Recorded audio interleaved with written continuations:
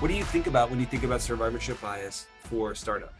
Well, I think a lot of folks, our customers included, are looking at the survivors, right? Google made it huge. Oh my gosh, yeah, I want to do that. What did Google do? Let me mimic that. But I have a report up on one of my screens here, and I'm going to read from it a little bit. This is a perfect example of survivorship bias and people drawing the completely opposite conclusion. But they say we have compiled inside stories of 10 most successful startups today. They all began with a simple idea, and look where they are now.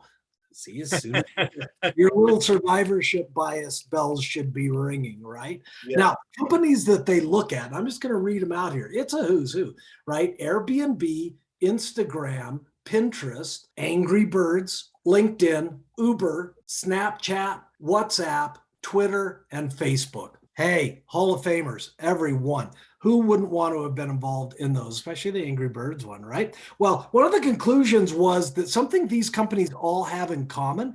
They were started by a very small, young, mostly college student set of founders who very quickly outsourced their software development. Coincidentally, they also changed their name at about the same time.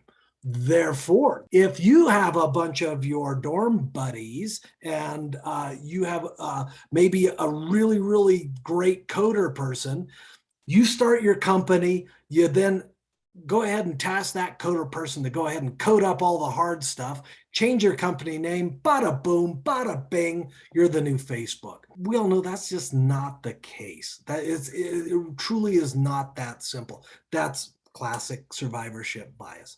There are some people that do what I would call legit research in this space. The most successful, most respected is a company called CB Insights. If you guys don't know CB Insights, go Google them, look it up. The CB, by the way, stands for chubby brain. Little piece of trivia for you there. Anyway, jump out, take a look at CB Insights. Anyway, one of the research they did is they looked at 378 startups that failed.